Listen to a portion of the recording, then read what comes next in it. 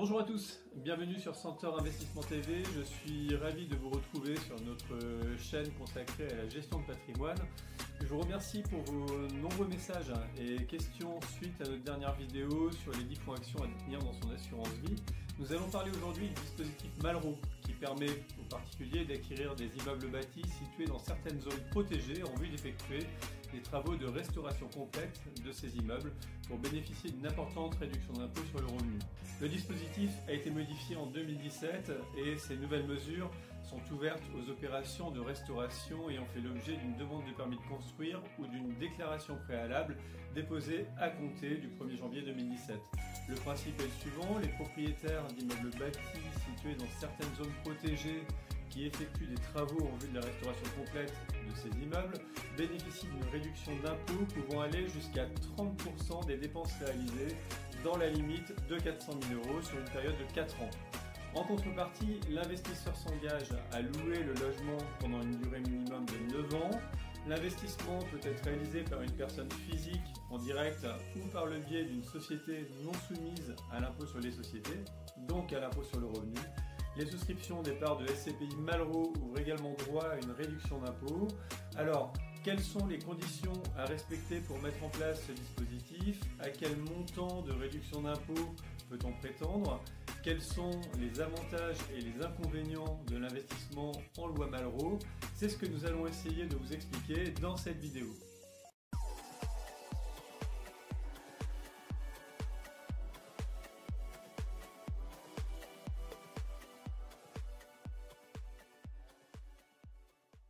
Alors les conditions à respecter lorsqu'on investit en loi Malraux sont précises.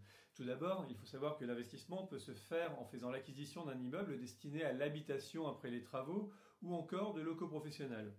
Dans tous les cas, l'immeuble doit être situé dans un site patrimonial remarquable, SPR, soit couvert par un plan de sauvegarde et de mise en valeur, PSMV, soit couvert par un plan de valorisation de l'architecture et du patrimoine, PVAP. Ou encore, si aucune de ces deux conditions n'est possible, l'opération doit avoir été déclarée d'utilité publique.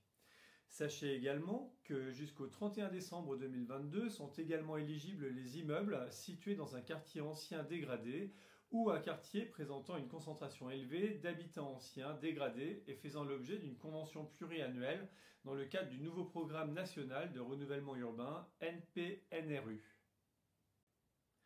Dans tous les cas, l'opération doit aboutir à la restauration complète de l'immeuble. Les travaux dont le financement permet de bénéficier de la réduction d'impôt sont des travaux de démolition, de reconstitution, de toiture, de transformation en logement de tout ou partie d'un immeuble, les travaux déclarés d'utilité publique ou encore les travaux de réparation, d'entretien et d'amélioration de l'habitation à l'exception des agrandissements. Ainsi, dans les 12 mois qui suivent l'achèvement des travaux, le logement doit être loué nu, c'est-à-dire non meublé, pendant une durée minimale de 9 ans, à une personne qui ne doit pas être un membre du foyer fiscal, ni un ascendant ou un descendant du contribuable qui bénéficie de la réduction d'impôt. Le locataire devra faire du bien loué sa résidence principale, dans la mesure où l'immeuble est à usage d'habitation, bien entendu. Cela sans condition de loyer ni de ressources. Alors la réduction d'impôt est calculée sur la base des dépenses éligibles au dispositif dans la limite de 400 000 € par foyer fiscal pour une période de 4 ans. Le taux de la réduction d'impôt sera 30% pour les immeubles situés dans un site patrimonial remarquable, SPR, couvert par un plan de sauvegarde et de mise en valeur, PSMV, ou dans un quartier présentant une concentration élevée d'habitats anciens dégradés conventionnés. Elle sera de 22% pour les autres immeubles. Le solde de la réduction d'impôt qui excéderait l'impôt dû est reportable sur l'impôt sur le revenu dû au titre des 3 années suivantes. Notez un point important, la réduction d'impôt Malraux n'est pas soumise au plafonnement des niches fiscales. Maintenant, d'un point de vue économique et juridique, les avantages de ce dispositif sont nombreux. de la perception de loyer régulier à la possibilité de réaliser l'investissement par le biais d'une SCI, ou encore l'absence de plafond de loyer ou de ressources à respecter, ce dispositif moins connu que la loi Pinel n'est pas dénué d'intérêt. D'autant plus que sur le plan fiscal, la réduction d'impôt est reportable, si nécessaire, dans le cas d'un financement des biens à crédit. L'acquéreur a possibilité de déduire les intérêts d'emprunt des revenus locatifs, ou encore la réduction d'impôt n'est pas prise en compte pour le calcul du plafonnement des niches fiscales.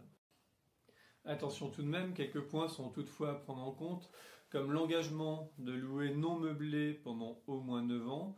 Le bien doit être situé dans certaines zones protégées et on ne peut pas louer le bien à un ascendant ou un descendant. Sans oublier bien sûr le risque locatif inhérent à ce type d'investissement. Alors, on va prendre un exemple avec un particulier qui investit en vue de réduire son impôt sur le revenu de 30 000 € annuels.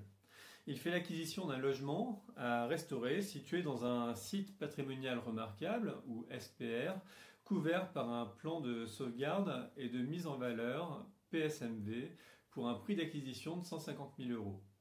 Le montant estimé des travaux est de 100 000 € pour l'année d'acquisition et de 75 000 € l'année suivante.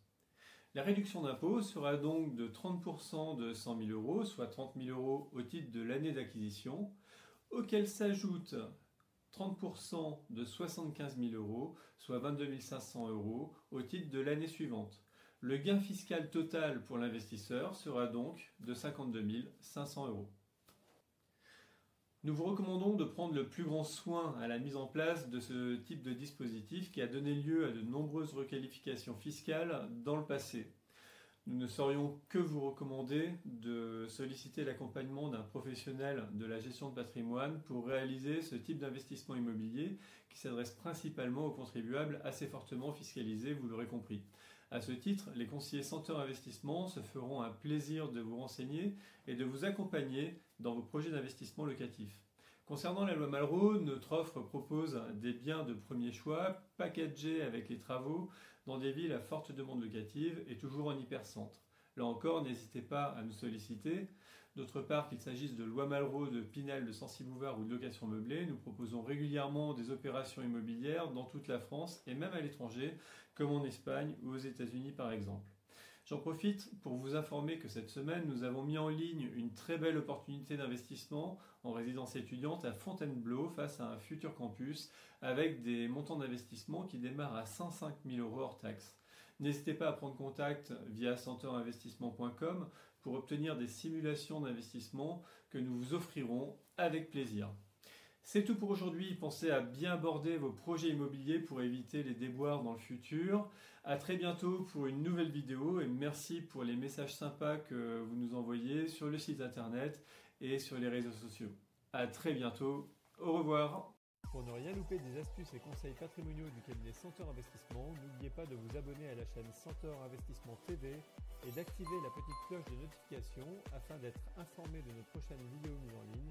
Vous bénéficierez ainsi de nos préconisations pour optimiser votre patrimoine.